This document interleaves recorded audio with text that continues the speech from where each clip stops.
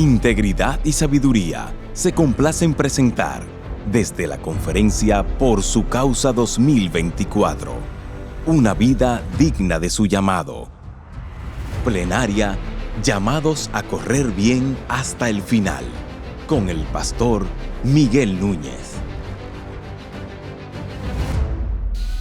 Yo necesito hablar de cómo terminar bien. Esta mañana mi esposa está revisando algunas cosas y de repente dice, ¡ah! Y digo, ¿qué pasó? Me dice que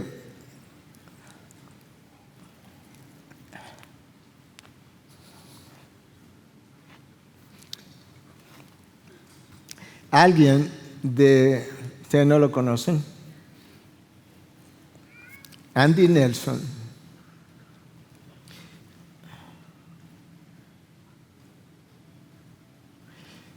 fue anciano conmigo en la iglesia donde estuvimos en Estados Unidos. Me llevaba años, pero es un hombre que acaba de partir la presencia de Dios alrededor de sus 90 años. Pero pensando en lo que tenía que compartir y pensando en Andy, nadie lo conoce de manera popular. Un par de gente de mi iglesia lo conocen porque estuvo allá un año. Pero le di gracias a Dios porque terminó bien. ¿Corrió bien?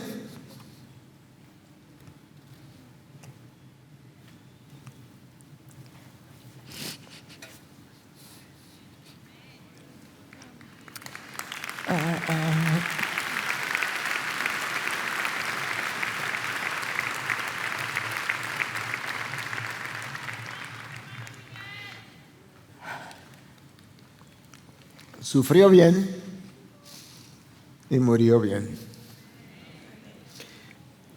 Así hay muchos. Fue misionero. Aprendí de él. Y ya está con su Señor.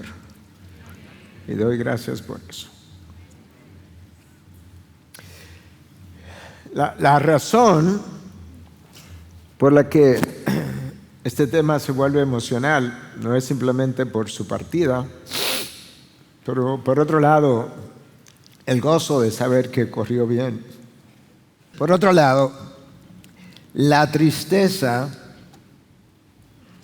de un número de líderes cristianos que en los últimos 10 años, estos son conocidos, que en los últimos 10 años arruinaron su carrera. No digo que no los veremos en gloria, pero no están corriendo como venían corriendo.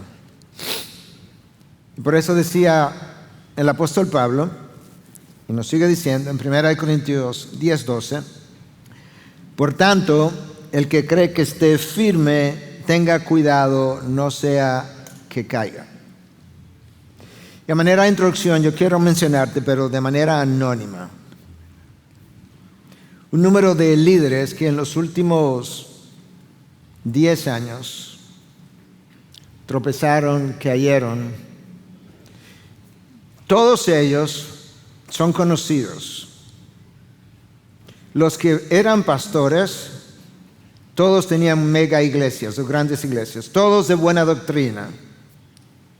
Todos con buenos libros. Algunos, un par de ellos conocidos como teólogos. Otros tan recientemente como hace 3 días, conocido como pastor y consejero. Y yo no sé si a ti te pasa, pero mi corazón se llena de tristeza. Y al mismo tiempo me recuerda que tengo que cuidar mi salvación con temor y temblor.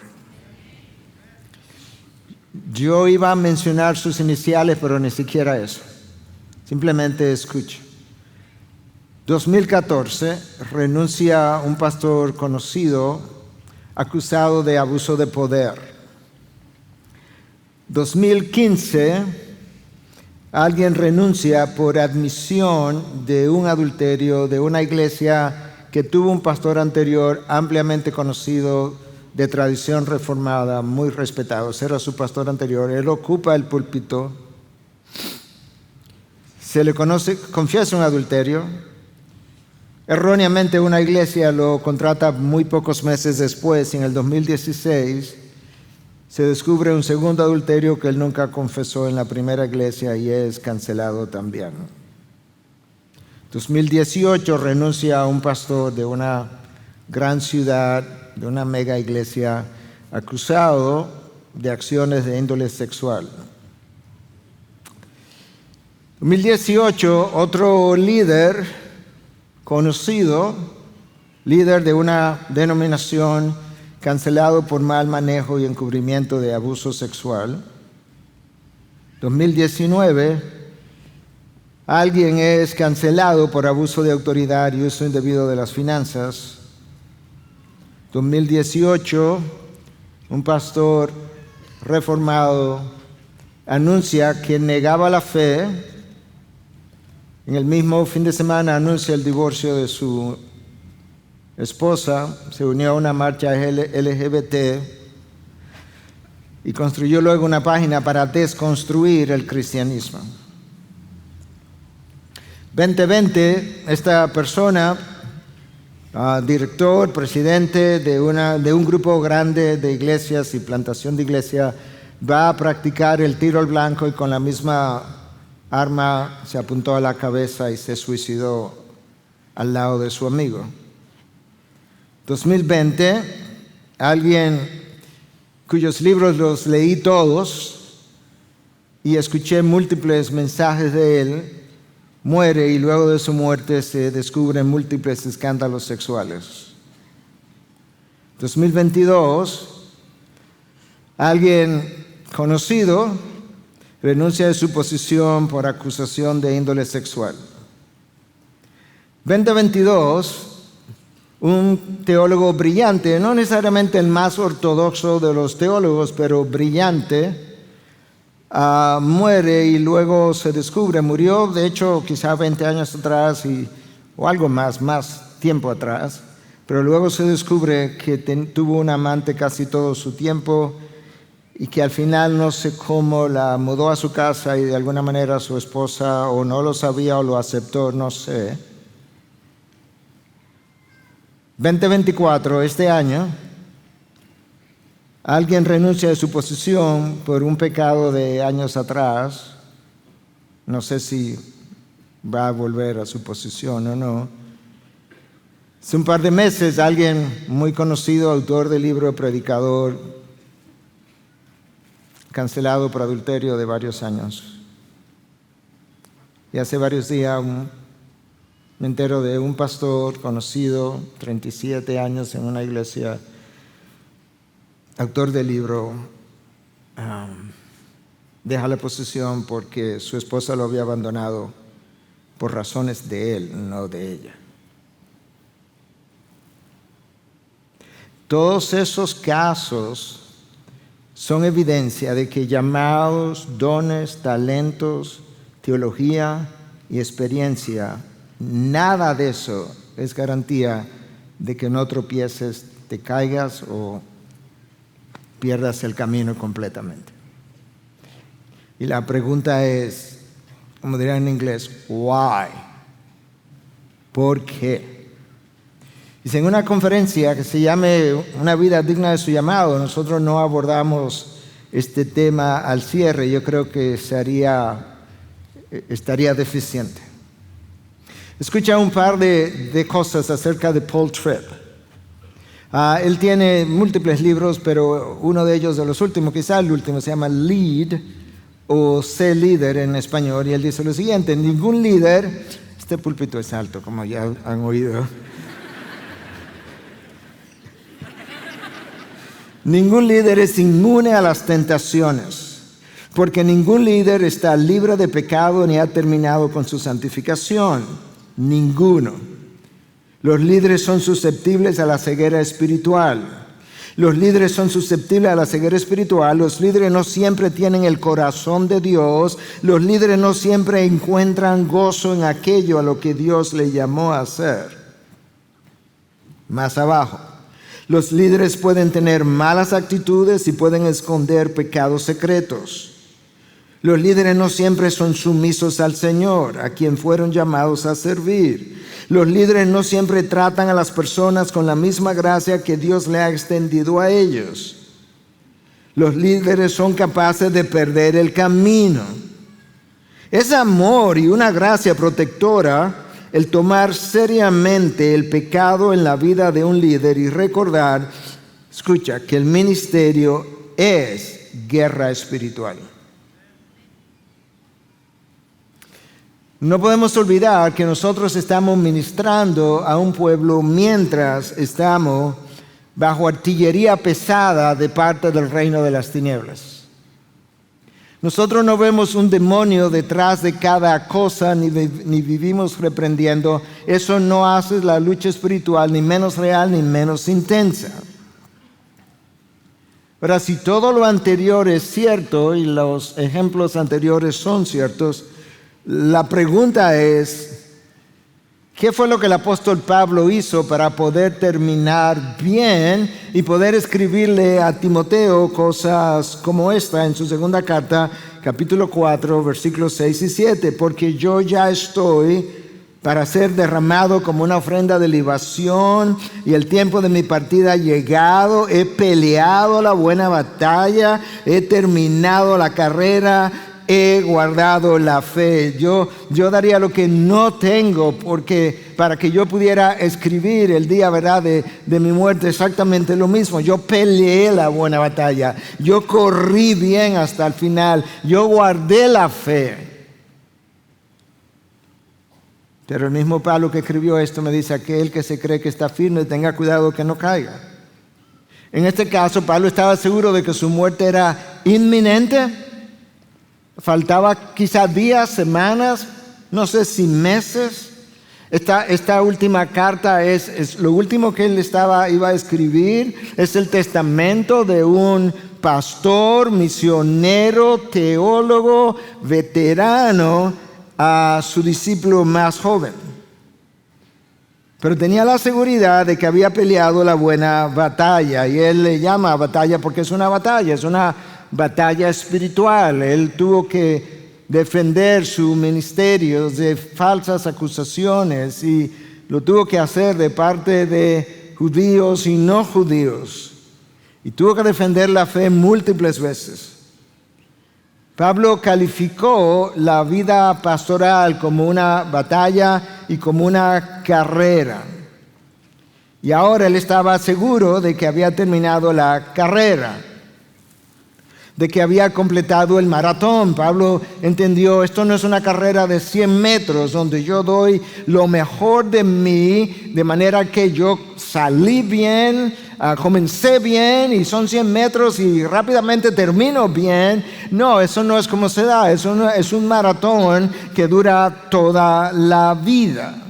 Pero al final, Pablo le dice a Timoteo, con otras palabras, no me quedé a mitad, no me cansé, no me desanimé, no me decepcioné, no colapsé, nunca perdí el rumbo, Timoteo.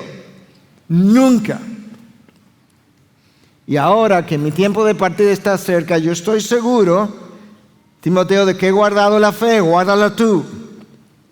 Timoteo, nunca torcí el evangelio, no diluí el evangelio, nunca dejé de predicar todo el consejo de Dios, no dejé de amonestar a mis discípulos y lo hice con lágrimas.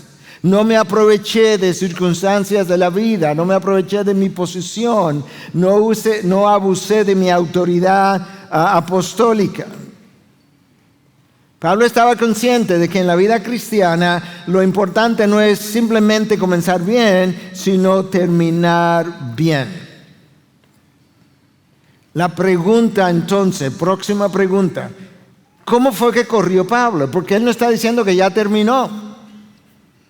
Pero ¿cómo corrió este hombre que me pueda a mí servir de enseñanza, de estímulo, de ánimo? Y hay varias cosas de varios pasajes que estaré compartiendo. Pero cuando él escribe a los Corintios, en el capítulo 9, versículos 26 y 27, le dice a los Corintios, por tanto, yo de esta manera corro. Ok, presta atención, Pablo me va a decir, Miguel, tú eres pastor, Pablo corrió la buena carrera, la terminó y ahora me está diciendo cómo corrió. De esta manera corro, no como sin tener meta. De esta manera peleo, me encanta la manera como él usa las palabras, peleo, no como dando golpes al aire, sino que golpeo mi cuerpo y lo hago mi esclavo, no sea que habiendo predicado a otros, yo mismo sea descalificado. Pablo estaba vivo, todavía corriendo cuando escribió esto y dice, yo todavía tiemblo porque es posible que en algún momento yo pudiera ser descalificado, pero tienen que saber, Corintios, cómo yo estoy corriendo. Yo no estoy corriendo como quien no sabe para dónde va, dando golpes al aire. Yo creo que él está hablando metafóricamente, probablemente teniendo en mente el deporte del boxeo, que ya tenía 600, 700 años de existencia, y él está diciendo, no, imagínate un boxeador, él tiene su mirada fija en la cara del otro, de su contrincante, y al mismo tiempo tiene sus ojos fijos en los movimientos de su brazo, de manera que él pueda evitar el golpe, y él está diciendo, yo no corro como dando golpes al aire, no, yo tengo una meta, mirando a la meta, y no quito los ojos de la meta, de tal forma que yo no me vaya a distraer en el camino.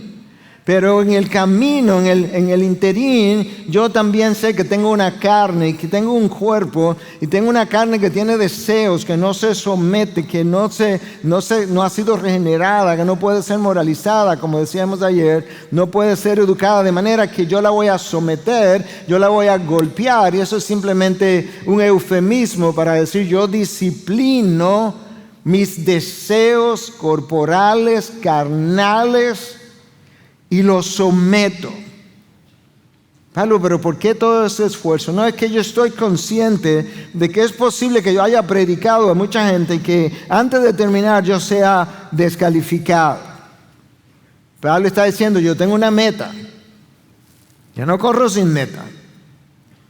Pablo, y entonces, ¿cuál era tu meta? O sea, si tú tenías una meta que te permitió enfocarte, ¿cuál era tu meta? Que Pablo nos dice cuál era su meta en Filipenses 1, versículo 20. Dice, mira, mi único interés es que Cristo sea exaltado en mi cuerpo, en mi vida, ya sea por muerte o por vida. A mí no me importa cómo yo voy a morir, tampoco me importa si voy a morir en Jerusalén o voy a morir en Filipos, si voy a morir en Roma, si voy a morir acompañado con mis familiares o voy a morir solo. Yo lo que quisiera es que a la hora de mi muerte sea para la gloria de Cristo, que sea una ofrenda de libación. Y si Él me deja vivo, yo quisiera entonces poder continuar predicando las glorias de Cristo. De manera que a Pablo no le importaba nada que no fuera que Cristo fuera glorificado, exaltado, honrado, y que ese Cristo fuera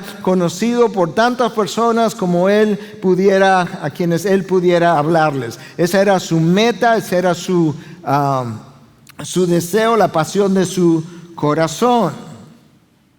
Si eso iba a ocurrir a través de padecimientos, a través de dificultades, a través de cárceles, a través de múltiples peligros, el pastor Sujero habló de eso en el día de ayer, lo mencionó brevemente, múltiples peligros de río, peligro en las ciudades, peligro en todos lugares. Si eso iba a ocurrir de esa manera, pues un currículum vitae de dolor y sufrimiento impresionante.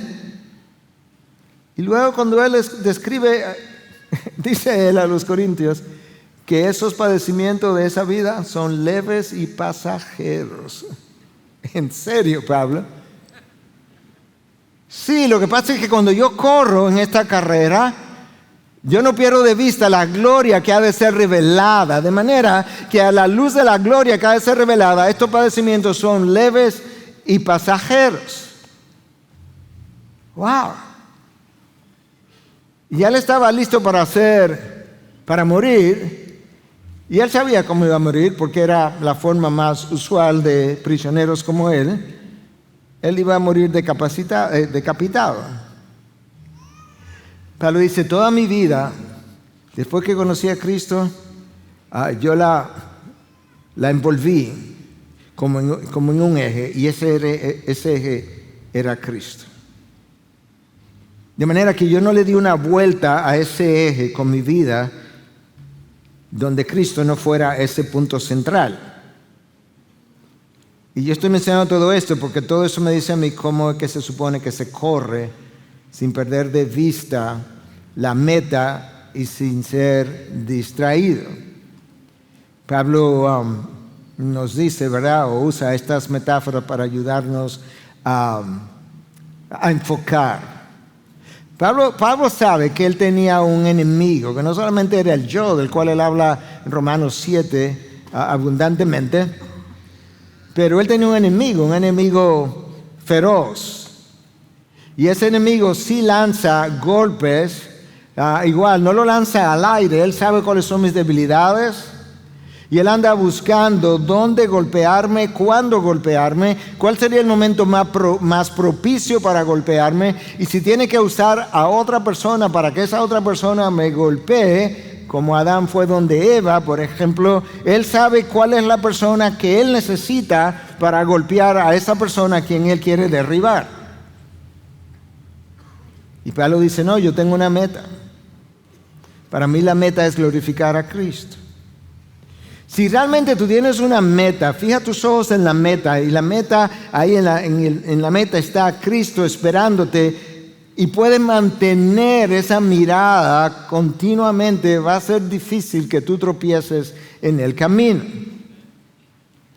La razón por la que Pablo no quería distraerse es por algo que Pedro nos dice a nosotros, y es que nosotros tenemos un enemigo que anda como león rugiente, buscando a quien darle una mordida.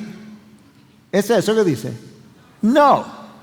Buscando a quien devorar, hacerlo pedazo o pedazos, hacerlo desaparecer, que se pierda él, su obra, su legado y destruir todo lo que tenga que ver con su nombre. Esa es su meta.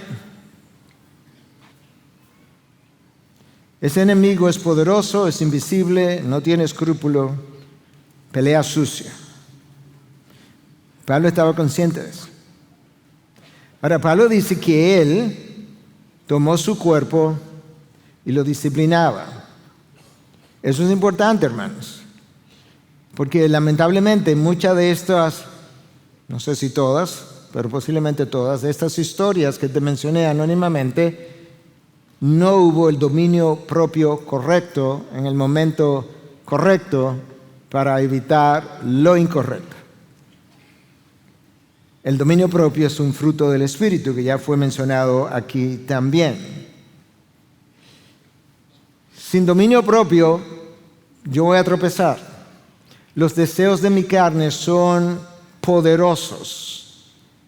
Pero yo tengo que estar consciente que el dominio propio es simplemente una virtud como fruto de la morada del Espíritu y de la llenura del Espíritu. Por eso es que el apóstol Pablo, cuando escribe a los Efesios en 5:18, le dice, sed llenos del Espíritu. Eso es un imperativo. Creo que ya hablamos de eso en algún momento aquí también.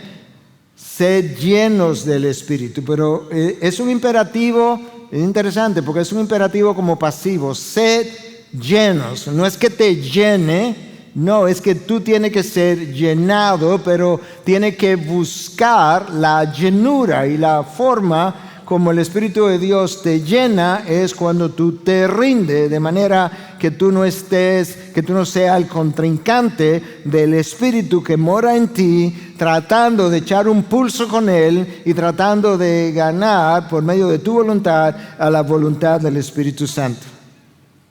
La llenura del Espíritu no es nada místico, hermanos. Es básicamente la rendición completa, como lo oímos hace un rato atrás del pastor Aníbal Rodríguez, la rendición completa de mi mente, mis anhelos, mis pasiones, mis deseos, mi futuro, mi pasado, si tengo un pasado traumático, mi presente, mis relaciones, mi matrimonio, mis hijos, la rendición completa de todo lo que soy, todo lo que tengo, todo lo que sueño, para que Cristo sea glorificado. Cuando nosotros corremos sin llenura del Espíritu, somos una persona de alto riesgo. Y somos una persona de alto riesgo porque estamos corriendo confiando en nuestra propia sabiduría y experiencia. Hermanos, Dios nos reveló a veces de manera directa a través de los profetas, pero otras veces a través de historias que Él escribió en su palabra para que yo pudiera verlo en acción. Y ahora me estoy refiriendo a la historia de la iglesia en el libro de los Hechos a través de diferentes personajes que ahí aparecen. Pero la llenura del Espíritu en el libro de los Hechos, que recoge más o menos 30 años de la historia de la iglesia, esa llenura aparece en el versículo 2:4, 4:8, 4:31, 6:3, 6:5, 7:55, 9:17, 11:24, 13:9 y 13:52. Es como que yo necesito que las iglesias posteriores entiendan que no hay manera de hacer iglesia, hacer crecer la iglesia sanamente y correr hasta el final sin llenura del Espíritu. Yo necesito correr dependiendo del Espíritu, y sobre todo aquellos de nosotros que somos pastores, hermanos, del ministerio pastoral requiere, demanda una dependencia continua del Espíritu. ¿Sabes por qué? Porque al mismo tiempo que yo necesito depender del Espíritu y tener una relación íntima con Dios, yo necesito estar ministrando a las ovejas. Por el tiempo que le dedico a las ovejas, compite con mi tiempo con Dios, de tal manera que solamente el Espíritu me puede ayudar a balancear mi tiempo de tal forma que lo urgente que ocurre en medio de la vida de la iglesia no tome el lugar de lo prioritario que tiene que ver con mi relación con Dios. Y ese es uno de los problemas, que en el día a día, en el mucho hacer, con cierta frecuencia, pastores de experiencia, con dones, talentos, teología pesada, en algún momento de su historia, reemplazaron lo prioritario por lo urgente, y como esas cosas estaban fuera de orden, eso se consiguió en un obstáculo. Si la calidad de mi relación con Dios se va, mi vida espiritual se enfría, porque mi amor por Dios se apaga. Y luego viene Dios y me dice, como le dijo a la iglesia de Éfeso en el libro de Apocalipsis: o te arrepientes o te expongo.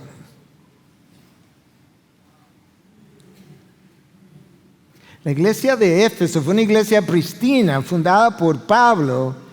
Para el tiempo que Pablo muere, probablemente Timoteo era su pastor. Por ahí pasó Priscila y Aquila, estuvo Apolo, estuvo lo mejor de lo mejor. El Dream Team, el equipo soñado pasó por ahí. Y cuando Cristo le pasa revista a sus iglesias, le dice: ¿sabes qué? Tú has sido tan arraigado en la buena doctrina, que con esa buena doctrina supiste descubrir, exponer a los falsos apóstoles. ¡Qué bueno! ¡Qué buenas obras hiciste! Pero escucha esta frase que el día pasado la estaba revisando otra vez, y no sé por qué, pero me dolió tanto. Me dice: mira de dónde has caído. Es como, tú recuerdas a qué altura volaste. Mira dónde has caído. ¿Y qué fue, Señor? Ya tú no me amas. Tú perdiste tu primer amor. Tú sigues siendo iglesia, tú sigues con tus actividades, pero no me amas. Hermano, nuestra relación de intimidad con Dios es prioritaria. De lo contrario, cosas importantes y urgentes van a tomar su lugar, pero yo no puedo permitir eso. Cuando Cristo llamó a los, yo no sé si te has fijado, pero cuando Cristo llamó a los apóstoles, los 12, ¿tú recuerdas cómo Él los llamó? Sígueme. Los llamó a Él. Tú puedes hacer cualquier otra cosa y yo también, pero recuerda y no olvides nunca que yo te llamé, pero yo no te llamé simplemente como en el vacío para que forme parte de un montón de gente que cree. Yo te llamé a mí y luego separado de mí no puedes hacer nada. No puedes predicar, no puedes hacer iglesia, no puedes tener un buen matrimonio, no puedes criar bien, no puedes hacer absolutamente, no te puedes ni siquiera divertir correctamente. Cristo no acepta competencia, hermanos. Cualquier competencia es un ídolo, pero ¿sabes qué? El problema que Cristo tiene con el ídolo, en un sentido, no tiene que ver con él, porque yo puedo tener 100 ídolos y Cristo no es afectado. Él está completo, la Trinidad está completa en sí mismo, gozosa en sí mismo, satisfecha en sí mismo. El problema es que el ídolo me destruye y destruye a alguien por quien Cristo pagó con su sangre. No puedes olvidar que tu enemigo no solamente quiere darte una mordida, él quiere devorarte, porque no tiene escrúpulos. Y él quiere hacerle daño a Cristo, pero no puede porque es Dios.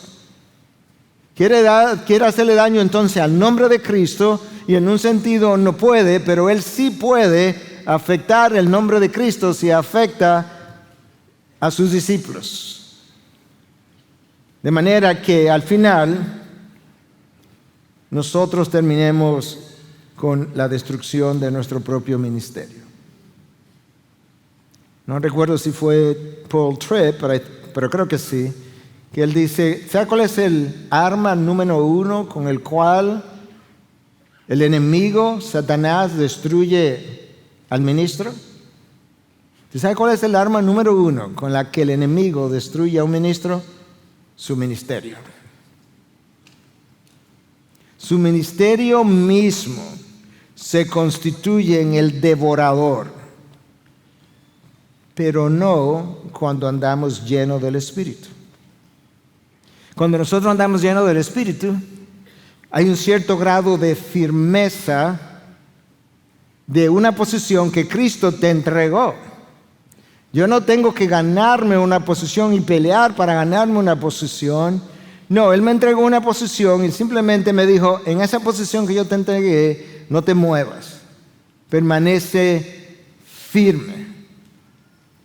Firme en el Señor. Escucha en diferentes pasajes cómo Pablo nos llamó a permanecer firme. Y la razón por la que Él está haciendo eso es porque en la medida que Él corrió, Él experimentó múltiples dificultades, tentaciones, tropiezos, enemistades. Y en todo eso Él se mantuvo firme y ahora quiere que yo sepa cómo es que yo debo correr. Y Él nos dice, escribiendo a los Corintios, en su primera carta 16:13, estén alerta, permanezcan firme en la fe. Pero la fe tiene que ser cultivada.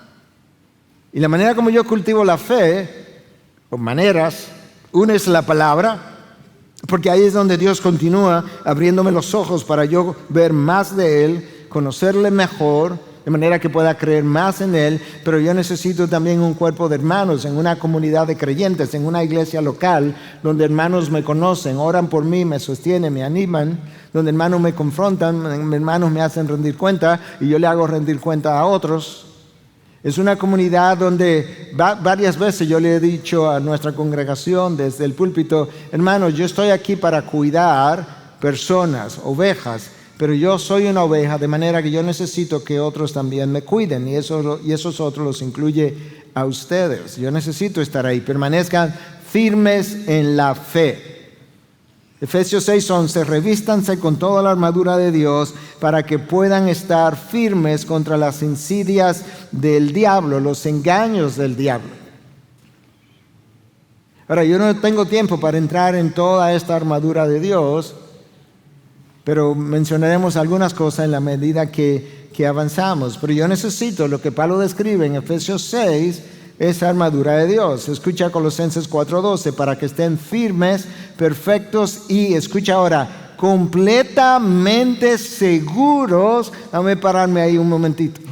Oye, Pablo me está diciendo, hay una manera de yo correr donde yo me puedo sentir completamente seguro. Pablo, ¿cómo es eso? Escucha, en toda la voluntad de Dios. Fuera de la voluntad de Dios es el lugar más inseguro del mundo.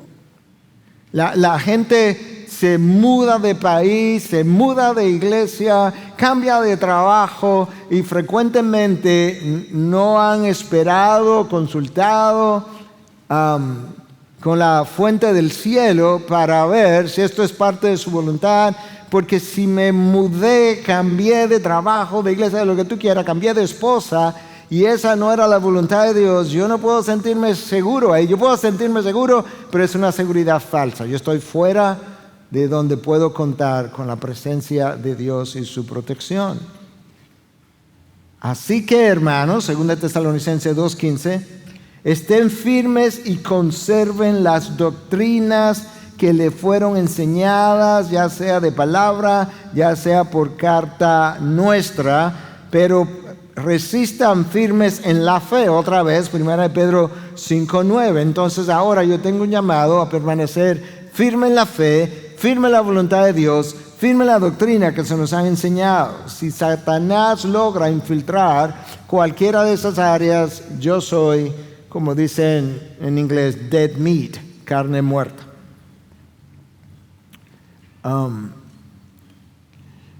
¿Tú recuerdas la noche que David tropezó con Betsabé? Se cayó. ¿Tú recuerdas cómo el texto lo narra? Yo creo que muchos de ustedes, quizá la mayoría lo conoce, pero es interesante que dice que en el tiempo cuando los reyes suelen ir a la guerra, pero David estaba en Jerusalén. Ese pero ahí. Pero hubo un problema. Quizás si David hubiese estado donde debió haber estado, cumpliendo su rol en la voluntad de Dios, quizás eso no hubiera pasado.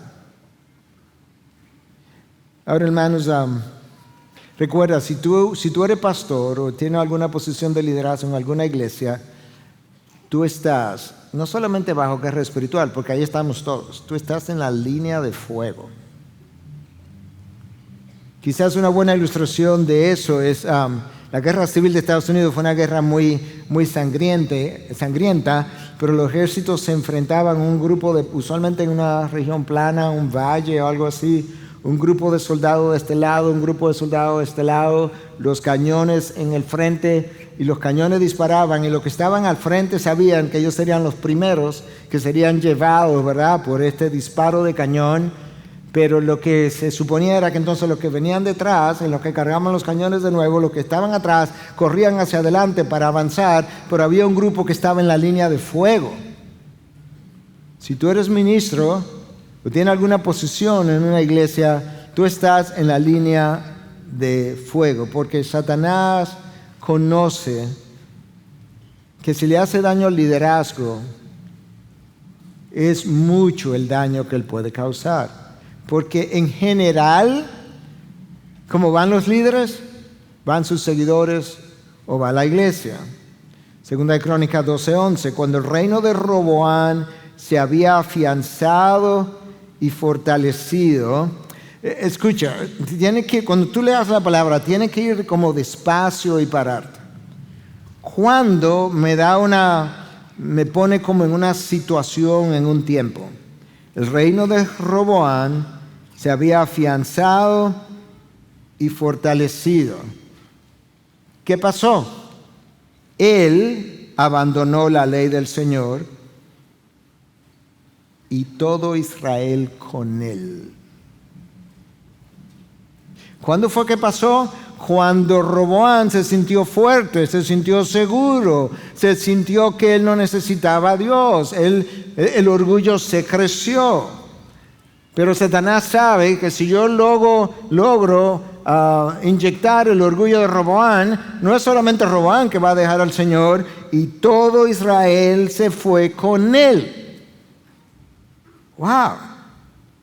Es mucho el daño que Satanás hace cada vez que, como decimos nosotros, mete el pie a uno de estos líderes y uno de ellos o uno de nosotros nos caemos.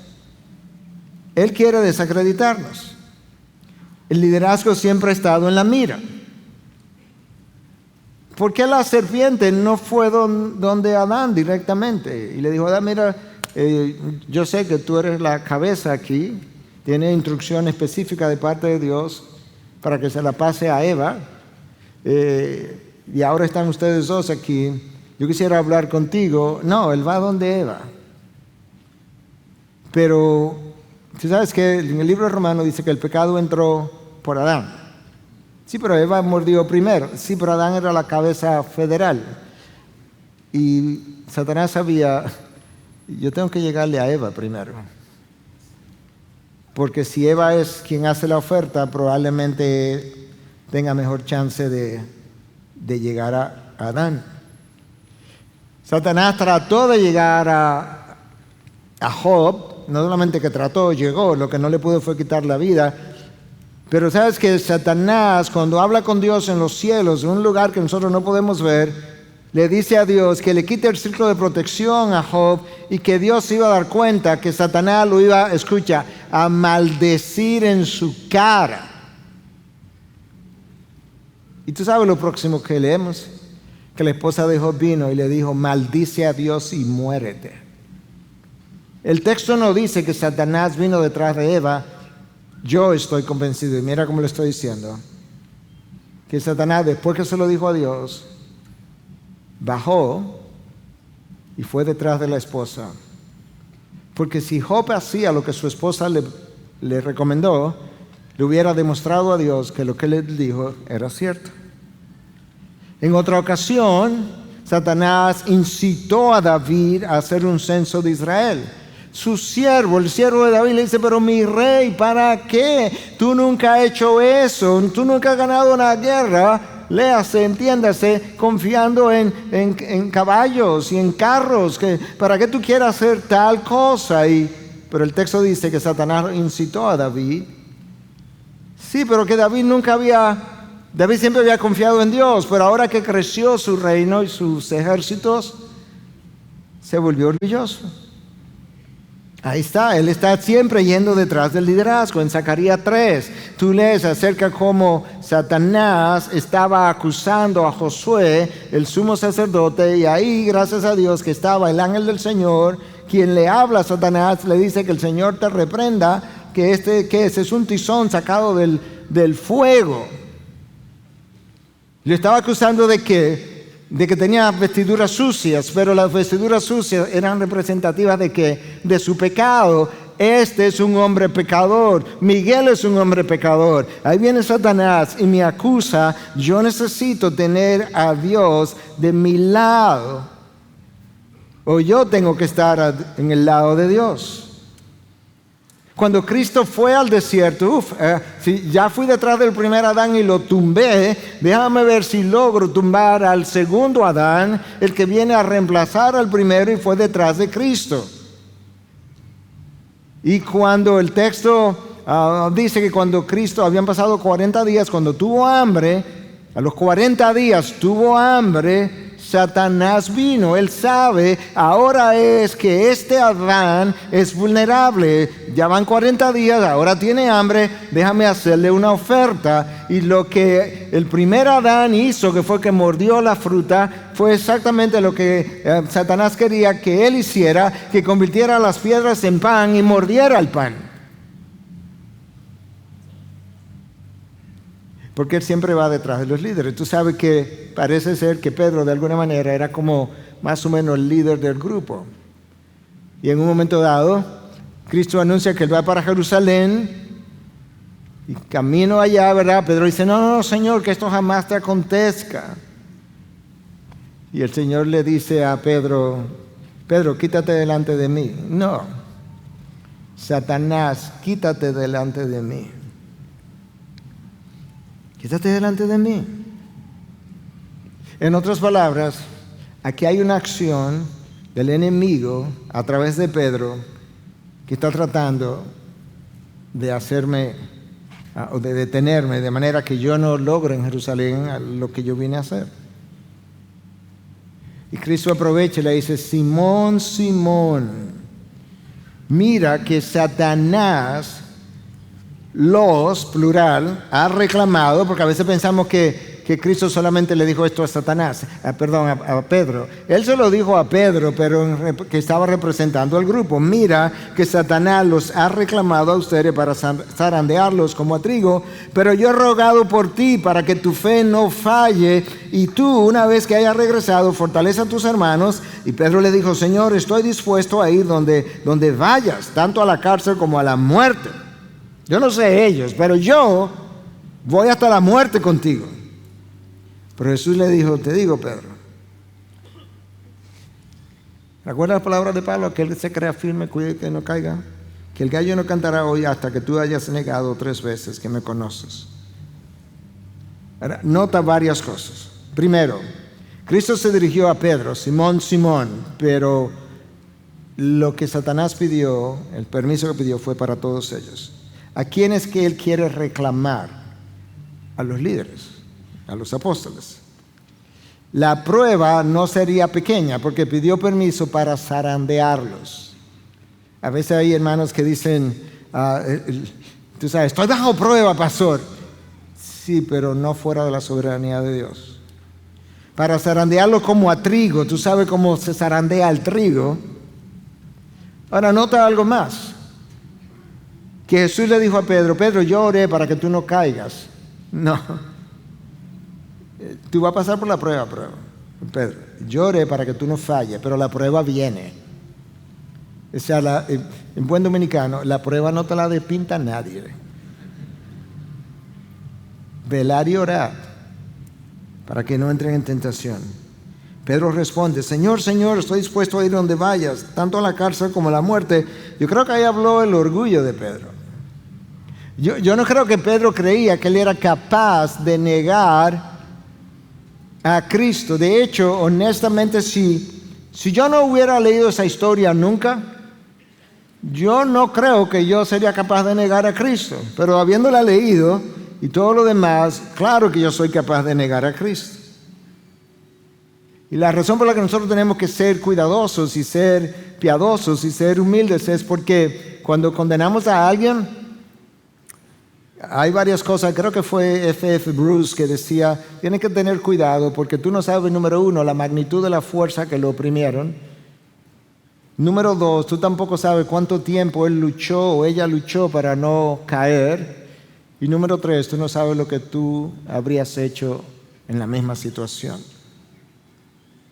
Ahora yo quiero hacer un énfasis, hermano, antes de terminar, aunque veo que el reloj ha ido caminando rápido. Pero esta es la última charla, o sea que exposición. Hermano, escucha. Santiago 4:6. Dios resiste a los soberbios, pero da gracia a los humildes. Primera de Pedro 5:5. Dios resiste a los soberbios o al orgulloso, pero da gracia a los humildes. Proverbios 3:34. Dios resiste al orgulloso, pero da gracia al humilde. No es que Dios ignora al orgulloso, Dios se vuelve su oponente. Si voy a pasar por ahí, no, por aquí tú no vas a pasar. Tú me tienes en contra. Escuchemos el lenguaje de Spurgeon, que decía: los cristianos no corren peligro cuando son perseguidos. Nosotros le tenemos un terror a la persecución. Y Spurgeon dice: los cristianos no corren peligro cuando son perseguidos, sino cuando son admirados. Wow. Hermanos, el problema es que el orgullo es autosuficiente. La humildad es Dios dependiente. El orgullo siempre cree que puede hacer más de lo que realmente puede. Pedro estaba ahí y tú y yo hemos estado ahí en algún momento, quizás lo estaremos en el futuro. Tú crees que tú puedes. No, no puedes. Separados de Cristo, nada podéis hacer. Pero resulta que el orgullo me separa de Cristo porque se vuelve en mi contra. El orgullo siempre trata de impresionar a otros. En Proverbios 6 hay 7 cosas que el Señor dice que Él abomina. 2 tienen que ver con el orgullo.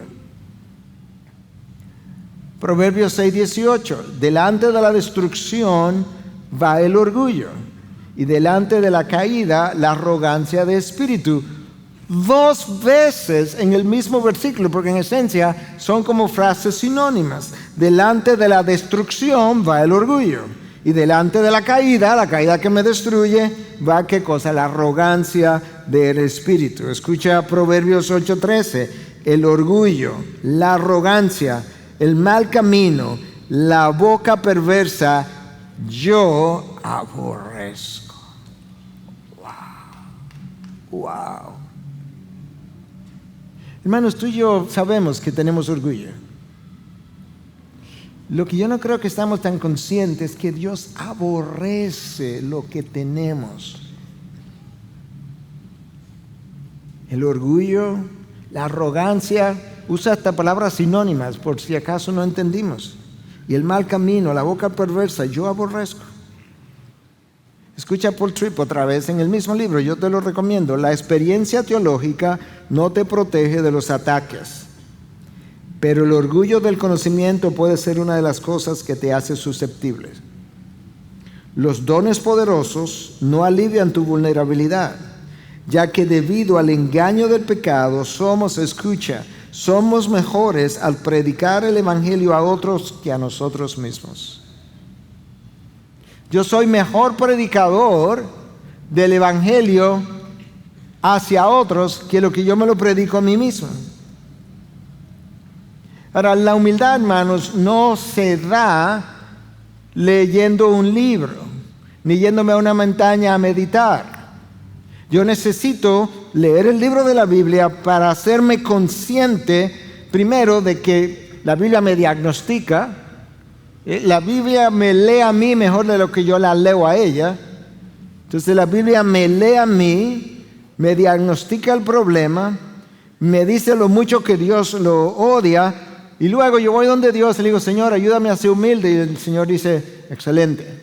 Y entonces ahora tengo ovejas que me muerden, que me ofenden, que te abandonan, que te hieren, o un esposo o una esposa, o algún trabajador tuyo en el ministerio, y tú vas donde Dios y le dices, Señor, pero yo no sabía que el ministerio venía con ovejas, porque no son ni siquiera cabritos, son ovejas que muerden tanto, y últimamente me han estado mordiendo mucho. Y el Señor te dice, yo simplemente estaba respondiendo tus oraciones,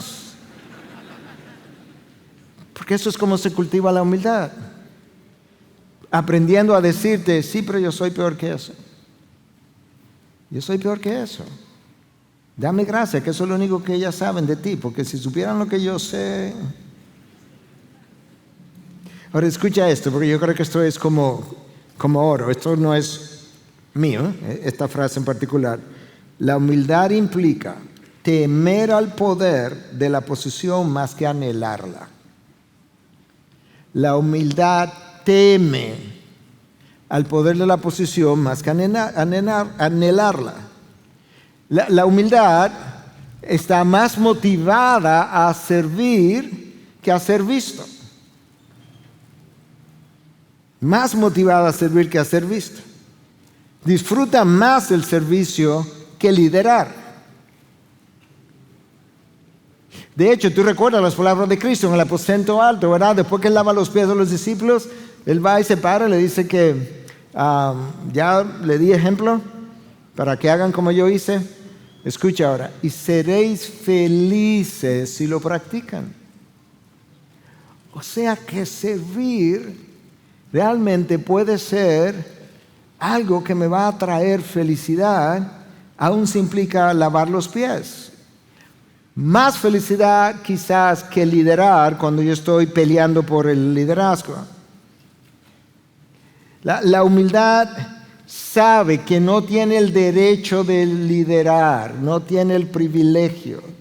Mejor dicho, no es un privilegio merecido, es un privilegio inmerecido. Pero él no tiene el derecho. Yo tengo 10 años en esta iglesia, 15 años, y fulano lo pusieron, y a mí no. Yo tengo el derecho por seniority, por los años que tengo. No, es que no es una empresa secular.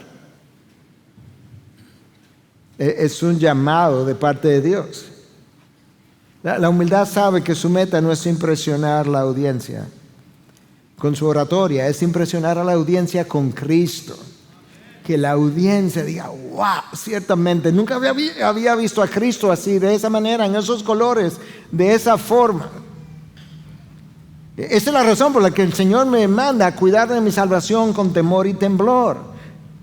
No es que la voy a perder. No, es que es tan preciada, costó tanto, que si tú supieras lo mucho que costó y lo inmerecida que te es esa salvación que te es regalada, entonces tú realmente la cuidarías. ¿Recuerda la ilustración que usó David Platt acerca del anillo de compromiso para su esposa y cómo él hizo, verdad, que lo tenía en ese bolsillo y él estaba cuidando de ese anillo con temor y temblor? De esa misma manera Dios me dice, cuida tu salvación. En la preconferencia, Pepe Mendoza usó el pasaje de Pablo hablándole a los ancianos de Éfeso, cuando le dijo, tengan cuidado de sí mismos y de toda la congregación en medio de la cual el Espíritu Santo les ha hecho obispos para pastorear la iglesia de Dios, la cual él compró con su propia sangre. ¿Notaste el orden? Déjame recordarte. Número 1, cuida de ti mismo. No haces nada cuidando a la congregación si no te estás cuidando tú primero. Número 2, cuida a la congregación, pero no olvides que si tú no te cuidas a ti, vas a dañar la congregación mientras la cuida. En esencia, eso es lo que implica. Número 2, 3, fuiste hecho obispo. La iglesia no te hizo obispo. Ninguna iglesia hace a nadie obispo o pastor. Dios te hizo obispo. Fuiste hecho ministro para cuidar una iglesia que es de Dios, no mía. Y su iglesia le costó sangre. Yo tengo que cuidar mi vida de integridad en lo secreto, mis pensamientos, en el interior de mi oficina, de mi habitación. Yo necesito, ya hablamos, llenura y dependencia del Espíritu. Yo tengo que permanecer firme en la fe, en la voluntad de Dios y en las doctrinas. Y yo tengo que cultivar la humildad. Ahora, en adición a esas condiciones que yo necesito, Efesios 6, yo te mencioné que habla de la realidad de la guerra espiritual. Y habla de la realidad de que hay una armadura de Dios que no puedo describir ahora mismo. Pero escucha, cuando Pablo termina de escribir la armadura de Dios para la guerra espiritual, oye lo que él dice en el versículo 18. Con toda oración y súplica, oren en todo tiempo, en el Espíritu. Ahí está el Espíritu otra vez. Y así velen con toda perseverancia y súplica por todos los santos. Yo creo que la oración es el medio de gracia más descuidado en la vida de los creyentes.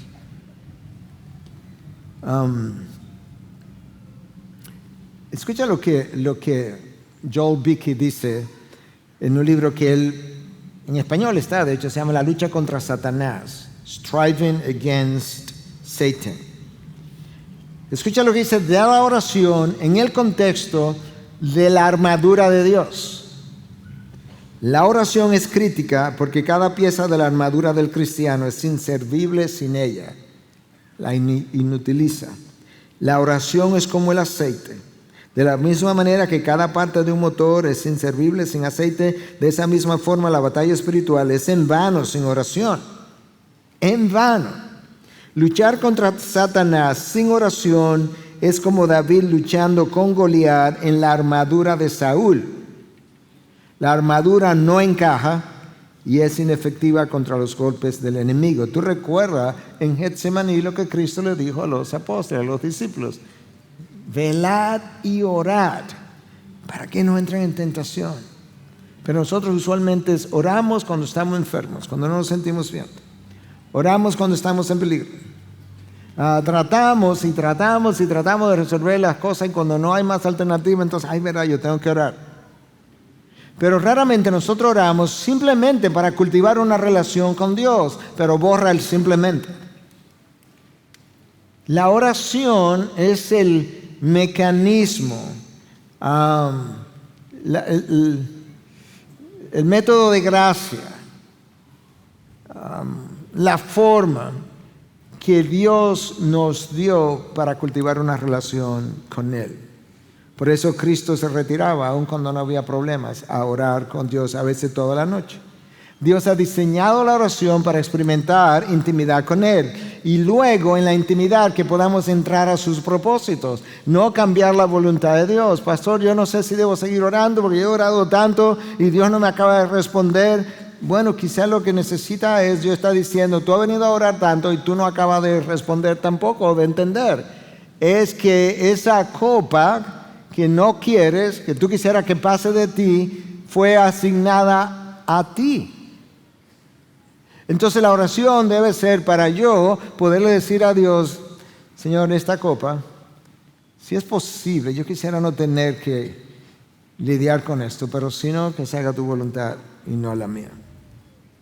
Ahora, tú te imaginas a un cristiano con una vida de oración. Yo no dije con un devocional diario que ora, no, una vida de oración robusta.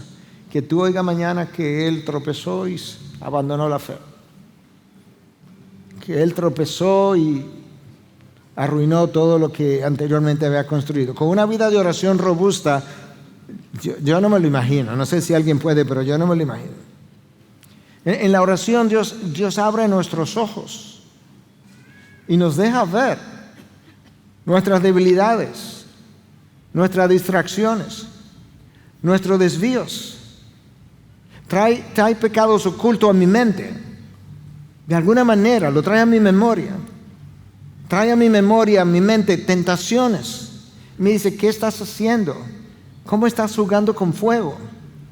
Trae a mi mente mi enfriamiento, mi lejanía de Dios. Leía esta mañana acerca de, no lo conocía, pero aparentemente era muy conocido, un pastor contemporáneo de ahora que tiene el mismo nombre de John Wesley. Y él, hasta el Washington Post publicó sobre eso, dijo que él se sentía tan alejado de Dios que él tuvo que tomarse un sabático. Pero ¿sabe lo que dice el reporte? Fue en el año 19 esto. ¿Sabe cómo se alejó de Dios? Atendiendo a las ovejas. En el desempeño del ministerio. No fue haciendo nada pecaminoso. Tú puedes tener tentaciones, pero fiel es Dios para no dejar que ninguna tentación llegue a tu vida que tú no puedas soportar. Y si llega, Él te abre la vía de escapes.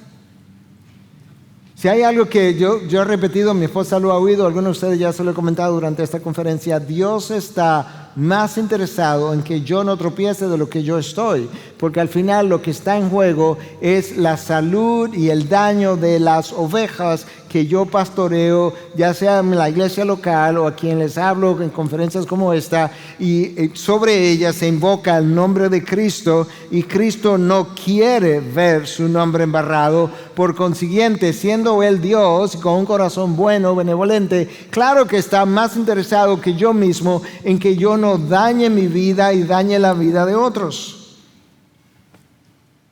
Pero la caída se da cuando mi vida de oración merma, cuando nuestra conciencia se adormece o cuando ignoramos las advertencias de Dios.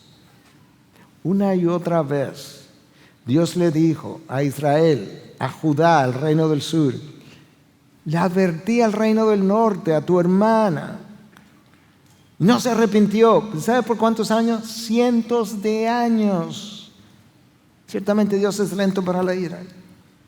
A Judá le dio 150 años más o algo más, diciéndole, mira para el norte, mira para el norte. Oye, el norte se fue al exilio, ¿tú quieres que te mande al exilio? Te voy a exiliar. O te arrepientes o te expongo. Proverbios 1, 23 al 26. Vuélvanse a mi reprensión. Creo que Chris Garrido en el conversatorio anterior lo leyó. Y derramaré mi espíritu sobre ustedes. Vuélvanse. Tan pronto se vuelvan, les derramo mi espíritu. Les haré conocer mis palabras. Porque he llamado y han rehusado oír. Número 1, he extendido mi mano y nadie ha hecho caso. Número 2, número 3, han desatendido todo mi consejo. Llamé y no oyeron. Extendí mi mano y no la tomaron. Le di mi consejo y lo desecharon. Hermanos, ¿tú conoces la historia del Titanic? 1523 personas murieron ahogadas el día que el Titanic se hundió. La historia de tal tragedia reveló que 6 mensajes distintos llegaron al Titanic, advirtiendo la presencia de icebergs en el área. Y el primero de esos mensajes, no voy a entrar en los detalles, pero el primero, nadie se lo entregó al capitán porque no querían molestarlo y él estaba descansando. Así nosotros nos relajamos, descansamos. Alguien te dice, mira, habla con el pastor Miguel porque yo veo que él está faltando. Ay, no, porque se ofende. Hermanos, deja que te cuiden. Nosotros necesitamos personas a quien rendirle cuentas. Y si no la tienes, vamos a suponer que hayan casos, ¿verdad? Estoy comenzando la iglesia, estoy solo, no la tengo, estoy aislado.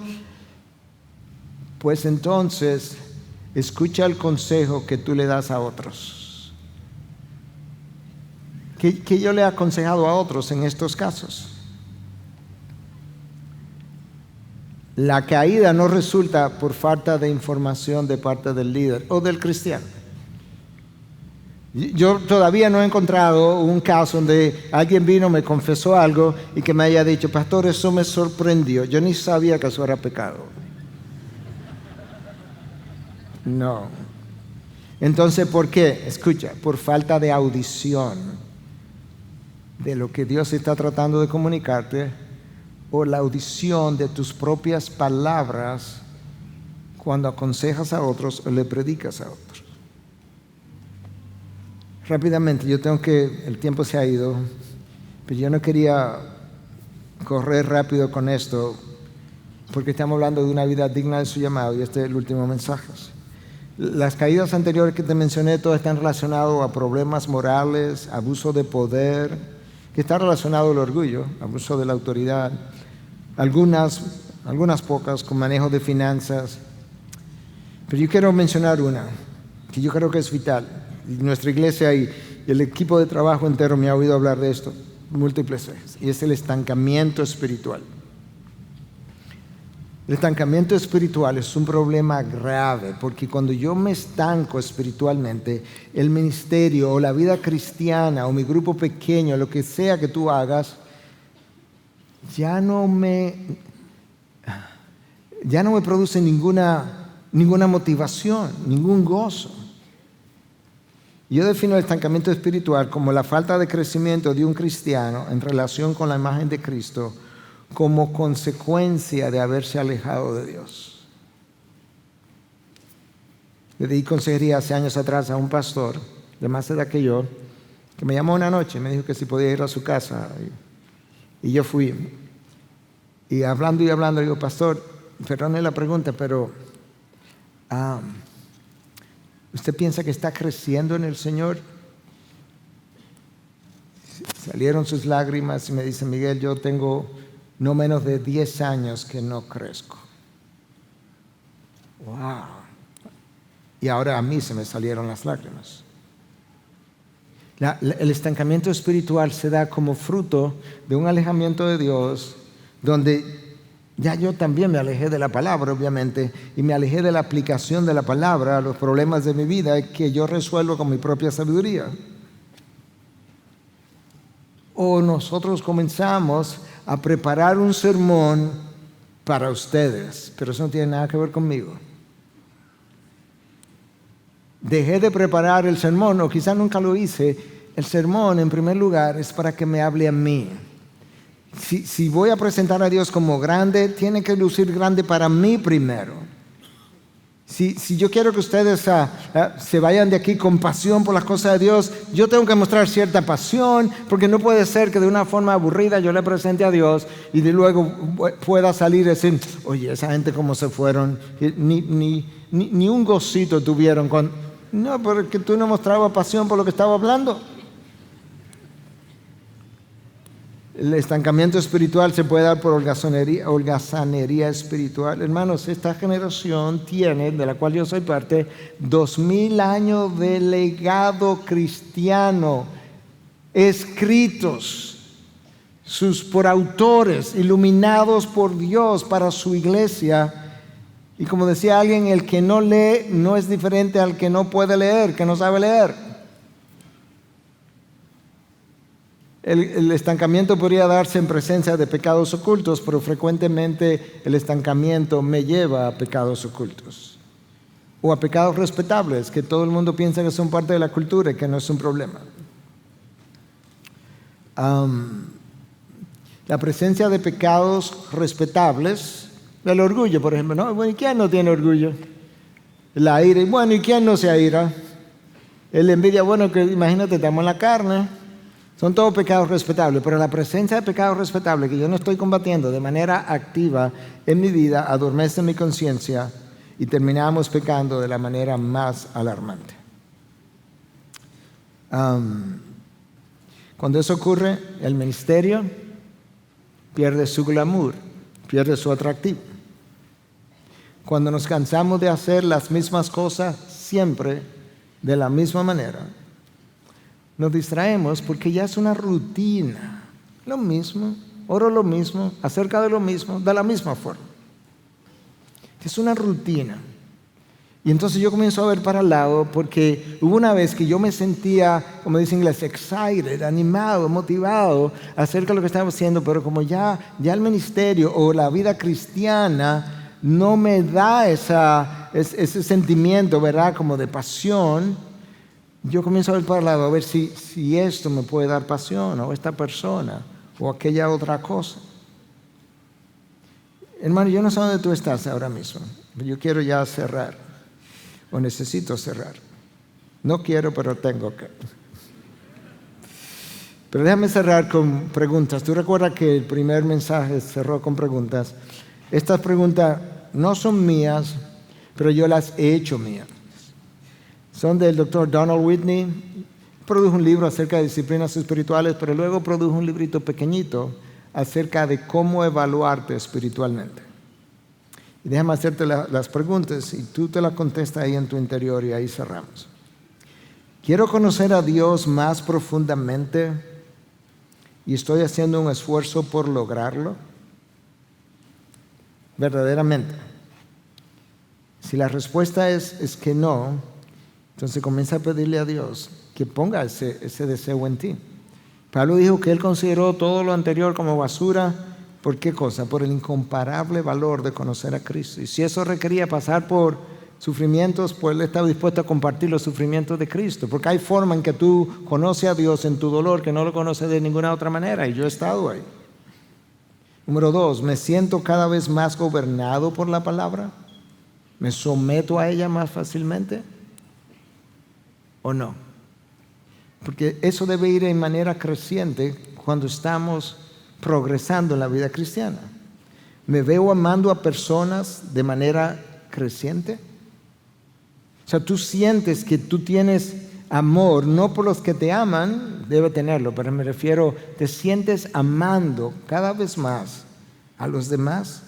Pablo le escribe a Tesalonicenses, le dice, teniendo así un gran afecto por ustedes, nos hemos complacido en impartirles no solo el Evangelio, sino también nuestras propias vidas, porque han llegado a ser muy amados.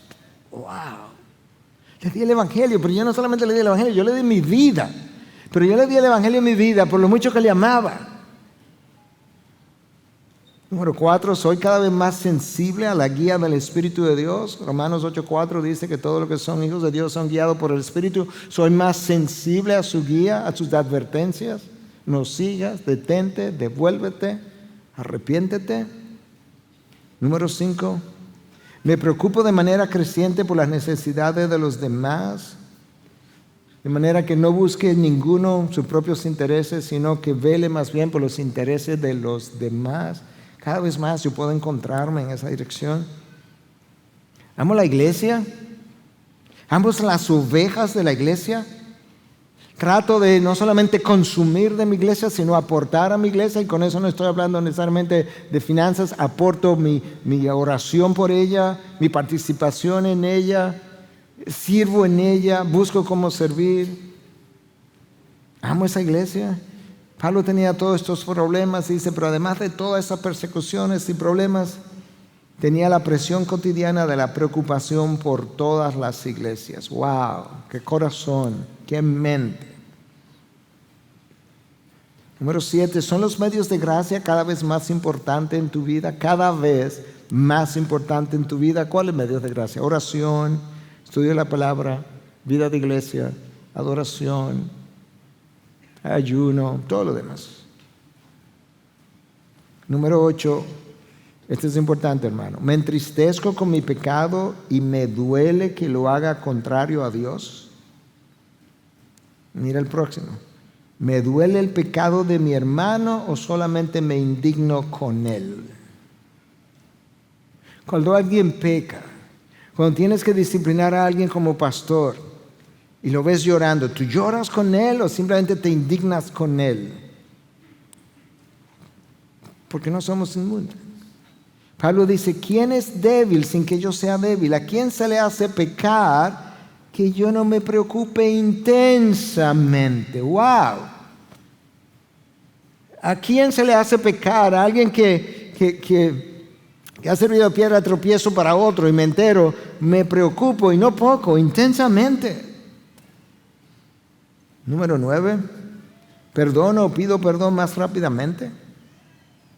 ¿O tiendo a recordar lo que me hicieron?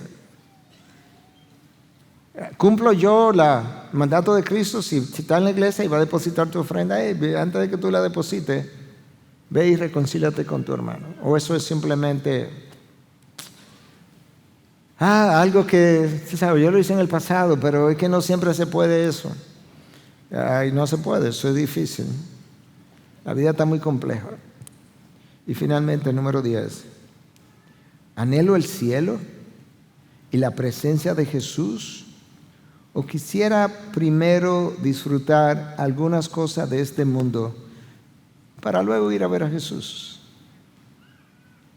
Hermano, te voy a decir de cosas que yo he oído en mi propia iglesia en 2 casos de consejería. Una persona me dijo, pastor, si yo lo oigo a usted siempre diciendo que está loco por irse y encontrarse con Jesús, pero yo quisiera ver mis nietos primero. ¿En serio? O sea, Jesús, mis nietos. Después que yo los vea, entonces yo tengo tiempo para ir a ver a Jesús. Y la otra persona me dijo, pastor, yo quisiera, yo quisiera irme, pero yo quisiera conocer a Europa primero. Espérate. Ojos humanos no han visto, oídos no han oído lo que Dios ha preparado para sus hijos. No, Europa, Dios, primero, Europa. Hermano, tú debes anhelar querer irte. O no ha entendido el cielo, o no ha entendido la presencia de Dios, o no ha entendido el gozo eterno. Tú debes anhelar querer irte. La iglesia primitiva vivió anhelando que llegara el fin de la época, de manera que pudiéramos encontrarnos con Cristo. Todos los días tú debieras levantarte y salir afuera. Ya llegó. Y eso habla de que tu vida espiritual sigue vibrante. Para Pablo, para mí el vivir es Cristo, el morir es ganancia. Si tengo que quedarme para servirle, yo me quedo, pero esa no es mi pasión. Bueno, déjame leerte un versículo y ahí sí cierro, porque este versículo nos anima a correr hasta el final. Por tanto, capítulo 12 de Hebreos, puesto que tenemos en derredor nuestro tan gran nube de testigos, despojémonos también de todo peso y del pecado. 2 cosas diferentes. Hay cosas que son pecaminosas y hay cosas que simplemente me quitan velocidad en la carrera, aunque no sean pecaminosas. De todo peso y del pecado que tan fácilmente nos envuelve. y corramos con paciencia la carrera que tenemos por delante, con paciencia. Pon los ojos en Jesús, en la meta. Puesto los ojos en Jesús, el autor y consumador de la fe, quien por el gozo puesto delante de él soportó la cruz. Recuerda el gozo delante de ti por la eternidad en presencia de Dios y soporta la cruz, menospreciando la vergüenza, y se ha sentado a la diestra del trono. Considera pues a aquel que soportó tal hostilidad de los pecadores contra sí mismo, para que no os canséis ni os desaniméis en vuestro corazón. Escucha, porque todavía en vuestra lucha contra el pecado no habéis resistido hasta el punto de derramar sangre. Ustedes están pasando dificultades, yo sé. Ustedes han tenido grandes problemas en su vida, presiones, pero hay otros hermanos que fueron martirizados y ustedes todavía no han llegado hasta el punto de derramar sangre, de manera que piensa en los que fueron delante y derramaron sangre, un Pablo decapitado, un Cristo crucificado. Tú no has llegado ahí todavía. Además, habéis olvidado la exhortación que como hijos se os dirige. Y finalmente, ahí en el mismo capítulo, por lo cual, puesto que recibimos un reino que es inconmovible, demostremos gratitud, mediante la cual ofrezcamos a Dios un servicio aceptable, con temor y reverencia, porque nuestro Dios es un fuego consumidor. Padre, gracias.